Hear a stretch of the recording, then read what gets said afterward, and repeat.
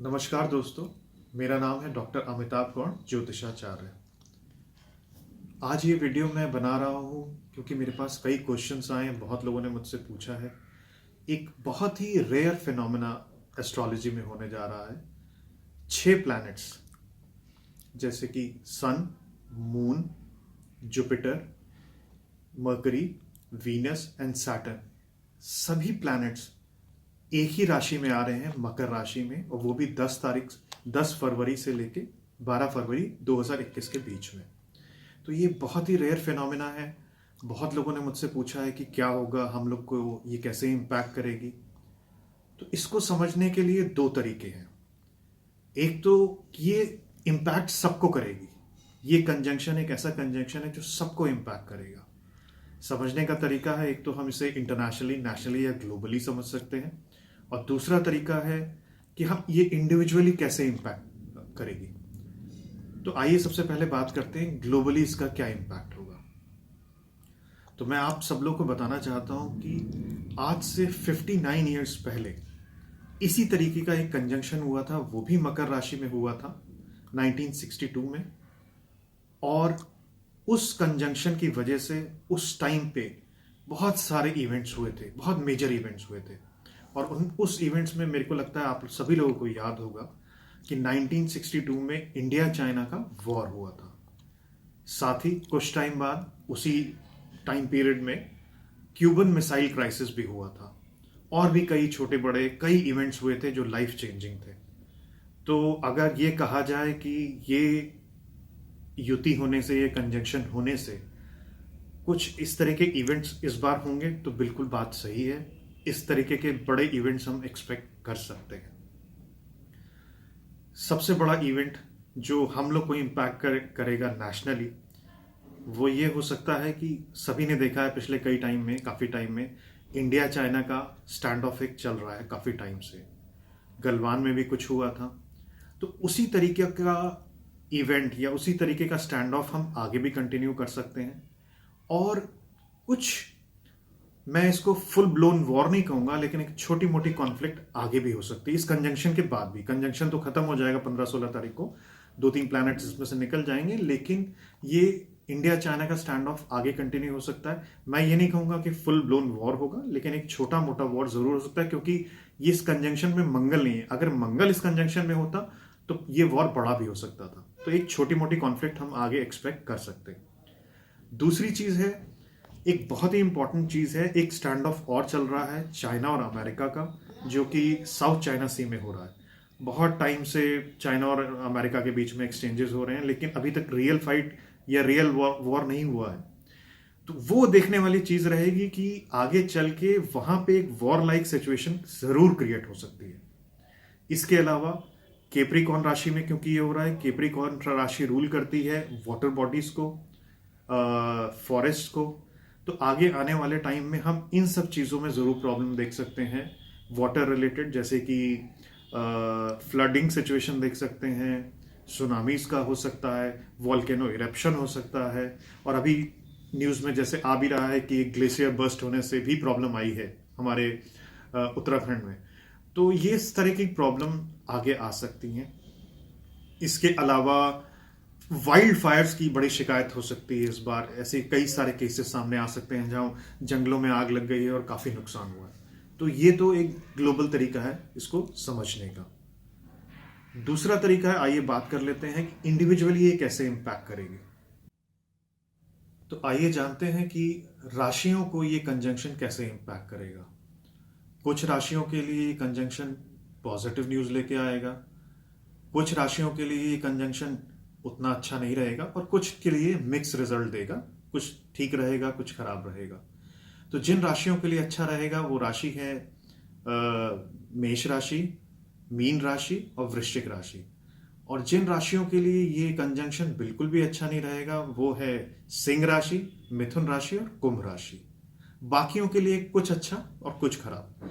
तो आइए राशि के हिसाब से जानते हैं कि क्या क्या रहेगा इसमें। सबसे पहले बात करते हैं मेष राशि के बारे में। मेष राशि के जो लोग हैं उनके लिए ये जो कंजंक्शन है, जो ये युति है 6 ग्रहों की मकर की, ये होगी 10वें घर में। यानी कर्म स्थान में। तो आप ये बिल्कुल एक्सपेक्ट कर सकते हैं कि आपके वर्क प्लेस पे कुछ ना कुछ चेंजेस ज़रूर आएंगे। जो लोग जॉब करते हैं और वो जिस प्रोफाइल में काम करते हैं, हो सकता है उनके प्रोफाइल में कुछ चेंजेस आए, या बहुत से लोग एक्सपेक्ट कर रहे होंगे जॉब चेंज का, तो उनको कुछ शायद अपॉर्चुनिटीज़ मिल सकती हैं, कुछ बेटर अपॉर्चुनिटीज़ मिल सकती हैं। लेकिन जो भी अपॉर्चुनिटी मिले उसको बहुत देख के, सोच समझ के, एनालाइज करके ही कोई डिसीजन लें। जॉब सेटअप में अगर आप जॉब में हैं तो ये भी हो सकता है कि शायद आपका बॉस चेंज हो जाए, ऐसा भी हो सकता है। जो लोग बिजनेस करते हैं, बिजनेस कर रहे हैं, उनके उनके साथ भी कुछ चेंजेस आएंगे, उनको भी कुछ चेंजेस देखने को मिलेंगे। ये हो सकता है कि उनको इस टाइम पे कई सारे बिजनेस प्रपोजल मिले, उनको मल्टीटास्किंग करने की ज़रूरत पड़े, कई हर तरफ से, हर जगह से नए नए प्रपोजल्स बिजनेस के मिले। तो इस समय उन लोग को बहुत संभल के रहने की ज़रूरत है कि जो भी डिसीजन लें बहुत सोच समझ के, प्रोज एंड कॉन्स जान के तभी कोई फैसला लें। अब बात करते हैं वृषभ राशि की। वृषभ राशि के लोगों का ये जो कंजंक्शन है वो 9th हाउस में होगा, उनका 9th हाउस एक्टिव होगा।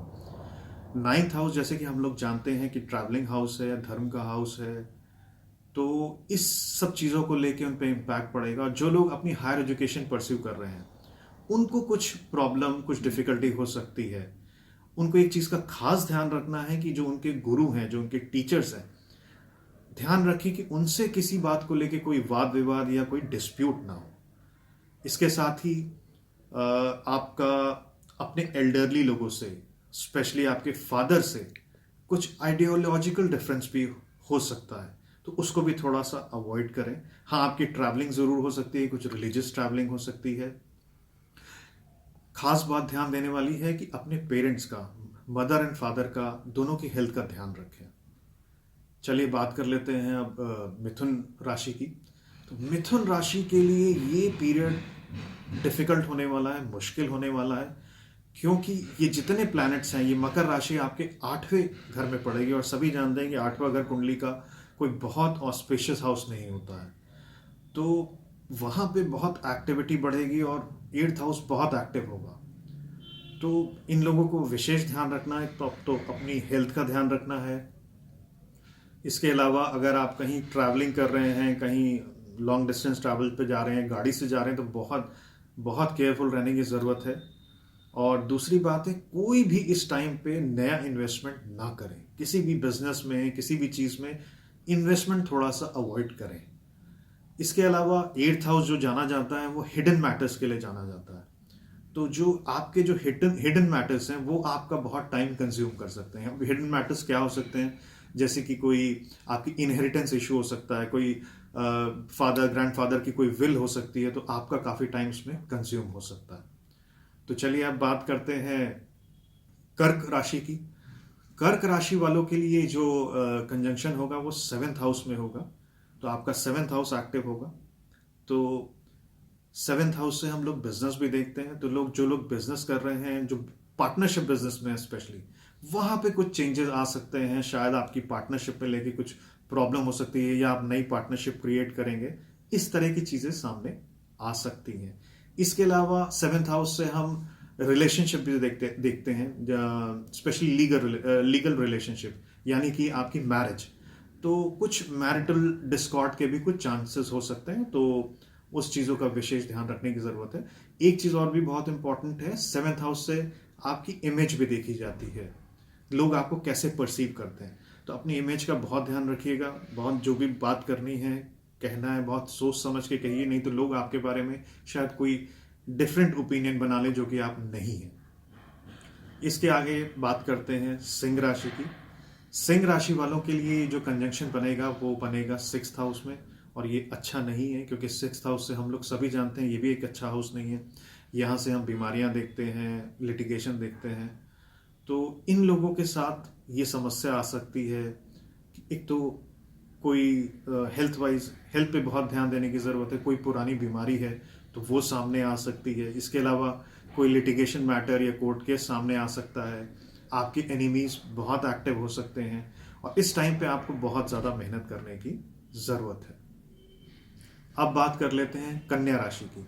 कन्या राशि वालों के लिए ये जो कंजंक्शन बनेगा वो फिफ्थ हाउस में बनेगा, आपका फिफ्थ हाउस एक्टिव होगा। तो फिफ्थ हाउस से जो चीज़ें हम देखते हैं, फिफ्थ हाउस से हम बच्चे देखते हैं, एजुकेशन देखते हैं, शेयर मार्केट देखते हैं, लव अफेयर्स देखते हैं।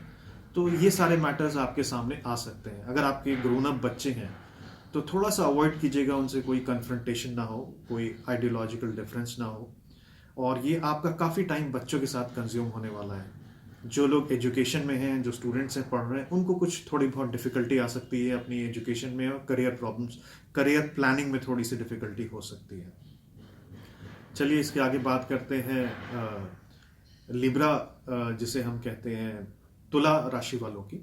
तुला राशि वालों के लिए ये जो कंजंक्शन पड़ेगा उनके फोर्थ हाउस में पड़ेगा। तो आपका फोर्थ हाउस एक्टिव होगा। तो फोर्थ हाउस में एक्टिव होने से कई मैटर आपके सामने आ सकते हैं। लैंड एंड प्रॉपर्टी का मैटर सामने आ सकता है, कोई उसमें भी कोई प्रॉब्लम हो सकती है, ऑब्स्टिकल या कोई लिटिगेशन हो सकता है, या आप प्रॉपर्टी खरीदने या बेचने में इन्वॉल्व रह सकते हैं, आपका टाइम लग सकता है। फोर्थ हाउस से हम व्हीकल्स देखते हैं, तो हो सकता है आप कोई नया व्हीकल परचेज करने जा रहे हो या व्हीकल बेचना चाहते हो, उसमें बहुत टाइम कंज्यूम हो सकता है। इसके अलावा फोर्थ हाउस से हम पीस ऑफ माइंड भी देखते हैं। तो ऐसे लोगों को शायद घर में कुछ ऐसा माहौल बने, ऐसी कोई चीज़ बने कि वो पीस का एनवायरनमेंट आपके घर पे ना हो। तो उसको थोड़ा सा देखने की ज़रूरत है, समझने की ज़रूरत है। चलिए इसके आगे बात करते हैं वृश्चिक लग्न की। तो वृश्चिक लग्न, वृश्चिक राशि वालों के लिए ये समय काफ़ी अच्छा होने वाला है, क्योंकि ये कंजंक्शन उनके थर्ड हाउस में बनेगा। और थर्ड हाउस, जैसा कि हम लोग सब जानते हैं, थर्ड हाउस से हम देखते हैं इनिशिएटिव देखते हैं, करेज देखते हैं, अपॉर्चुनिटीज़ देखते हैं। तो इस वक्त उन लोगों का बहुत अच्छा टाइम है कोई नया इनिशिएटिव लेने की।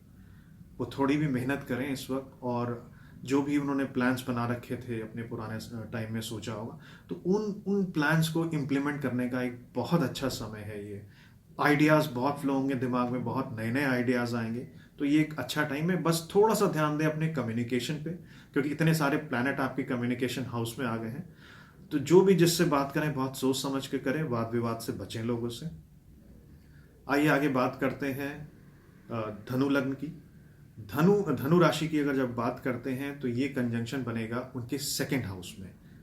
सेकंड हाउस से जो चीज़ें हम देखते हैं, मनी मैटर्स देखते हैं, आपकी वॉइस देखते हैं, फूड देखते हैं, फैमिली देखते हैं। तो ये हाउस एक्टिव होगा तो ये सारी चीज़ें एक्टिव होंगी। तो बहुत ध्यान देने की ज़रूरत है कि पैसों को लेके, मनी मैटर्स को लेके घर में कोई प्रॉब्लम, कोई इशू ना हो। फैमिली में कुछ ना कुछ, फैमिली मतलब एक्सटेंडेड फैमिली में भी कोई इशू हो सकता है, खानदान में कोई इशू हो सकता है, किसी से कुछ खटपट हो सकती है। तो वो बहुत ध्यान देने की ज़रूरत है। पैसों को लेके भी थोड़ी सी प्रॉब्लम हो सकती है, कहीं इन्वेस्टमेंट सोच रहे हो, कहीं इधर उधर कुछ करने की सोच रहे हो, तो बहुत ध्यान दें, क्योंकि ये डायरेक्ट आपके बैंक बैलेंस पे असर कर सकता है।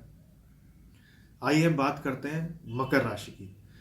मकर राशि अगर आपकी है तो ये जितने छः के छः प्लैनेट्स हैं ये आपकी राशि में हैं इस वक्त, और ये आपको बहुत ही ज़्यादा मेंटली इम्पैक्ट करेंगे। बहुत सारे आपके दिमाग में आइडियाज़ आएंगे इस वक्त, तरह तरह की बातें आएंगे, दिमाग हर तरफ चलेगा। बहुत लोगों से सजेशन मिलेंगे, दोस्तों से, फैमिली से। तो सजेशंस बहुत आएंगे, चीज़ें करने की बहुत मन भी करेगा, नए नए आइडियाज़ आएंगे, लेकिन बहुत सोच समझ के कीजिएगा जो भी चीज़ करें, बहुत एनालाइज करके, प्रोज एंड कॉन्स जान के। थोड़ा सा हेल्थ का ध्यान रखिएगा अपनी, वो भी थोड़ा सा टाइम है हेल्थ देखने का। अब इसके बाद बात करते हैं हम कुंभ राशि की। तो कुंभ राशि का होने से ये जो कंजंक्शन है ये आपके 12th हाउस में पड़ेगा, और ये कुंभ राशि वालों को विशेष ध्यान देने की ज़रूरत है, क्योंकि 12वें हाउस में कंजंक्शन होने की वजह से आपके खर्चे, आपके एक्सपेंडिचर बहुत बढ़ सकते हैं। वो एक्सपेंडिचर कई तरीके के हो सकते हैं, हॉस्पिटल रिलेटेड हो सकते हैं जिसको आप अवॉइड नहीं कर सकते। इसके अलावा इस वक्त 12th हाउस से हम इन्वेस्टमेंट भी देखते हैं, तो इन्वेस्टमेंट बहुत ध्यान से सोच समझ के कीजिएगा। कहीं शेयर मार्केट में या इधर उधर इस जगह ना लगाइए, क्योंकि आपको लॉसेस भी हो सकते हैं। इसके अलावा जो लोग बिजनेस में हैं वो भी इस टाइम पे कुछ अपने लॉसेस एक्सपेक्ट कर सकते हैं। तो बहुत ध्यान देने की ज़रूरत है, हेल्थ वाइज भी बहुत ध्यान देने की ज़रूरत है। अब इसके बाद बात करते हैं हम लोग मीन राशि की। मीन राशि की बात करते हैं। तो मीन राशि वालों के लिए समय बहुत अच्छे होने वाला है। क्योंकि ये जितना कंजंक्शन है ये उनके 11th हाउस में बनेगा, और 11th हाउस एक उपचय हाउस होता है और एक इनकम का हाउस है। तो वो लोग एक्सपेक्ट कर सकते हैं कि कई सोर्स ऑफ इनकम उनके खुल सकते हैं। वो लोग बहुत टाइम से अगर प्लानिंग कर रहे हो किसी चीज़ की तो वो इम्प्लीमेंटेशन का टाइम है इस वक्त, लेकिन ओवर एम्बिशियस बिल्कुल भी ना हो इस वक्त। मीन राशि वालों के लिए समय अच्छा है। तो ये था मेरा राशि वाइज अलग अलग राशियों पे क्या इम्पैक्ट पड़ेगा, कुछ पे अच्छा पड़ेगा, कुछ पे खराब पड़ेगा। मुझे ज़रूर बताइएगा ये मेरा वीडियो आपको कैसा लगा, और अच्छा लगा है तो इसको ज़रूर लाइक कीजिएगा और मेरे चैनल को सब्सक्राइब करिएगा। धन्यवाद।